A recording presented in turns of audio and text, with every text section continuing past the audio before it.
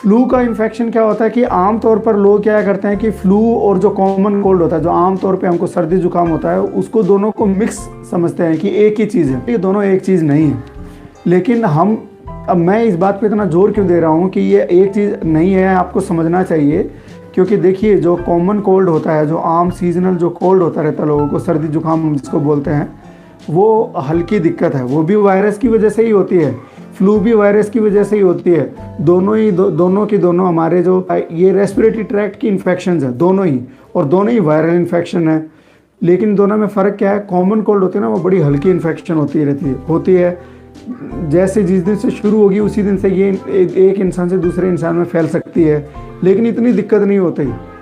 लेकिन फ्लू जो है वो बहुत ज़्यादा परेशान कर सकता है। अब अगर इसको सिंपल लैंग्वेज, आदमी की लैंग्वेज में अगर समझा जाए तो फ्लू और कॉमन कोल्ड में फ़र्क क्या है?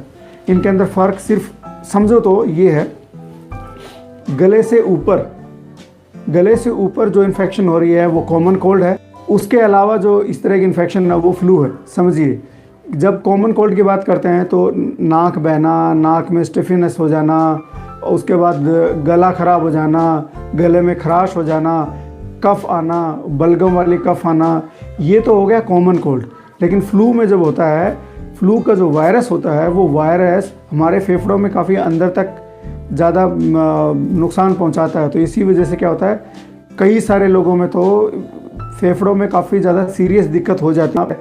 कफ हो सकती है, जो फ्लू में होती है कफ, वो ड्राई कफ होती है, बार्किंग कफ होती है, जैसे बिल्कुल ऐसे जैसे गला चिर रहा हो और बलगम नहीं आ रहा हो, बिल्कुल सूखी खांसी की जैसा होगा, बार्किंग कफ बोलते हैं इसको। और इसके अंदर बुखार होगा, फ्लू में सर दर्द होगा, सर दर्द, हल्का बुखार जैसी फीलिंग होना कॉमन कोल्ड में भी कॉमन है।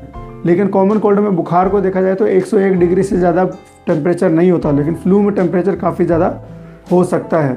उसके अलावा पूरा बदन दुखना, सांस लेने में दिक्कत होना, पूरा बदन दुखना, थकान महसूस होते रहना, ये सारी दिक्कतें जो है फ्लू में होती है। यानी कि यूँ कहिए कि जो कॉमन कोल्ड का काफ़ी विकराल रूप जो है वो फ्लू में होता है। तो इन दोनों के बीच का डिफरेंस क्यों ज़रूरी है जानना? कॉमन कोल्ड हफ्ते भर तक अपना रहेगा, ठीक हो जाएगा। फ्लू में क्या प्रॉब्लम है, वो भी हफ्ते से 2 हफ्ते तक होगा, ठीक हो जाता है अपने आप। लेकिन कुछ लोगों में फ्लू जो है फेफड़ों में काफ़ी कॉम्प्लिकेशन कर सकता है, निमोनिया कर देता है, ख़ास तौर से छोटे बच्चों में और बड़े जो बुज़ुर्गों में, 65 साल से ऊपर, प्रेग्नेंट फीमेल हो गई, या जिसमें लंबे टाइम से कोई बीमारी चल रही है, या कोई किसी तरह की दवाइयाँ ले रहा है, इम्यूनोसप्रेसेंट ले रहा है, जिससे हमारी इम्यूनिटी स्प्रेस हो जाती है, एडमिट करने की ज़रूरत पड़ती है। एडमिट करने के अलावा कुछ लोगों की मौत तक हो जाती है।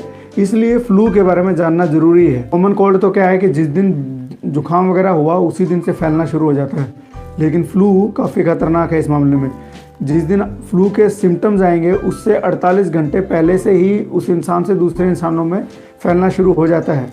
यानी कि आप सोचें कि मेरे को फ्लू हो गया, मैं अब नहीं जाता हूँ, या मेरे से किसी और को होगा, डेफिनेटली ये तो आपको समझना ही चाहिए। लेकिन जब आप घर आए हो उससे 48 घंटे पहले से ही आप जो है फ्लू का इन्फेक्शन दूसरे लोगों में फैला रहे हैं।